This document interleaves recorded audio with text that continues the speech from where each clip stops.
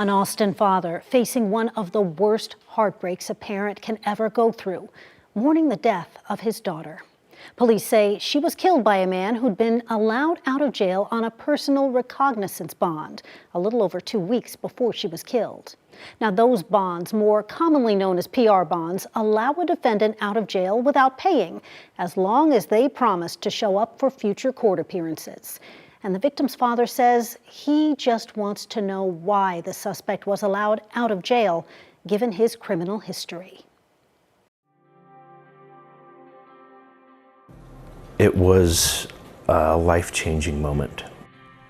The first time Scott Davis held his baby girl in his arms? That there's that much beauty that can just be created in this world just put me aback. He knew.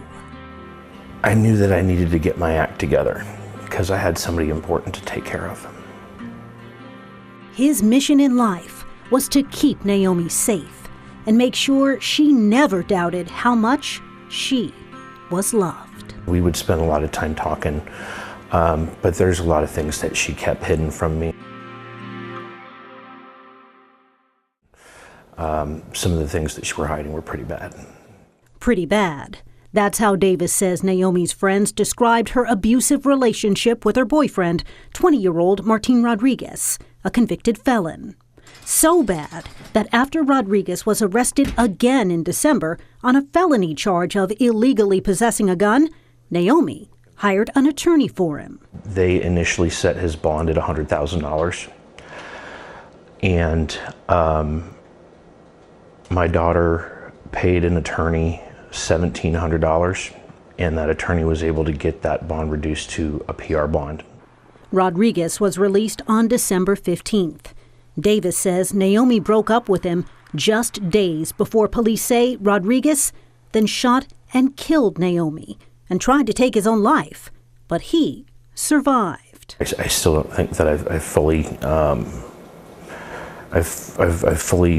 accepted the fact that it happened. Now Davis wants to know why Rodriguez was granted a PR bond in the first place. So he was able to just promise to show up for a court date and walk out. But it turned out that he was an incredibly angry and violent criminal. Rodriguez has a long criminal history, including charges for car theft, felony drug possession, and weapons possession. In December's weapon charge, Rodriguez told the court he was indigent. Typically, the personal bond situation is directed toward indigents. These are individuals who can not only not afford a lawyer, but cannot afford to pay a bondsman.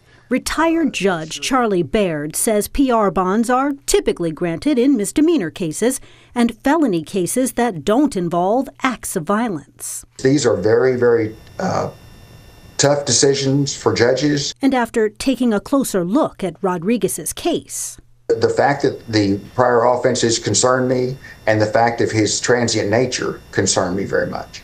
Looking through the paperwork that I've reviewed, I do not believe that I would have given this individual a bond based upon his criminal history and the fact that he was a convicted felon.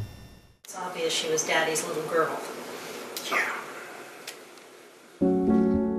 And as Davis prepares to say goodbye to his little girl, It's terrifying to think that probably happens a lot more often than people think. he hopes telling her story will help someone else avoid the anguish he's going through. I can only hope that she's just in a better place and she's happy.